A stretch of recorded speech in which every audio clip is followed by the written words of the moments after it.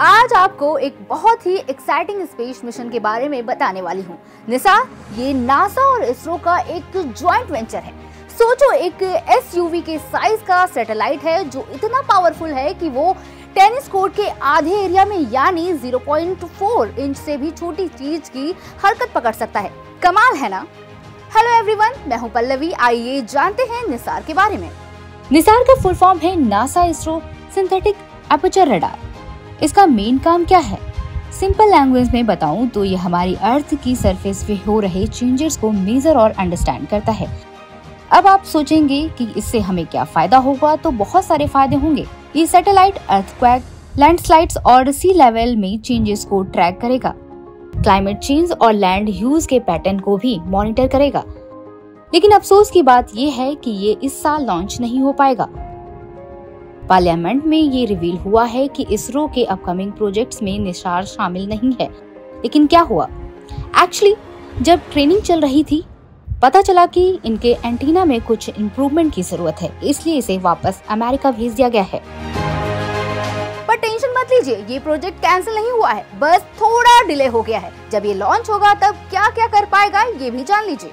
ये volcano eruptions के बारे में वार्निंग दे पाएगा, ग्राउंड वाटर सप्लाई को मॉनिटर कर पाएगा, आइस शीटर के मेल्टिंग के स्पीड को चेक कर पाएगा।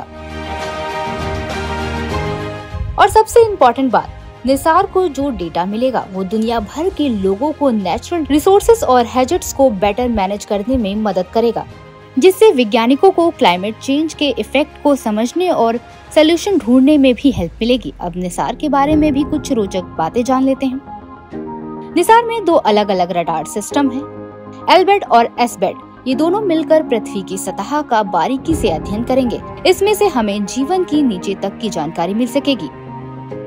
निसार से जो भी डेटा मिलेगा वो पूरी दुनिया के वैज्ञानिकों के लिए फ्री में उपलब्ध होगा। ये सैटेलाइट हर 12 दिन में पूरी धरती का चक्कर लगा पाएगा, जिससे हमें रेगुलर अपडेट भी मिलेंगे।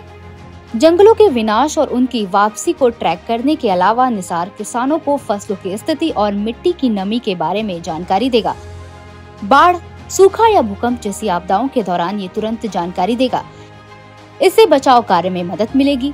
समुद्र के बढ़ते स्तर और तटीय क्षेत्रों में होने वाले बदलावों की सटीक जानकारी के साथ साथ ध्रुवीय क्षेत्रों में बर्फ के पिघलने की दर का भी पता चलेगा। ये सब क्लाइमेट चेंज को समझने में बहुत मददगार होगा।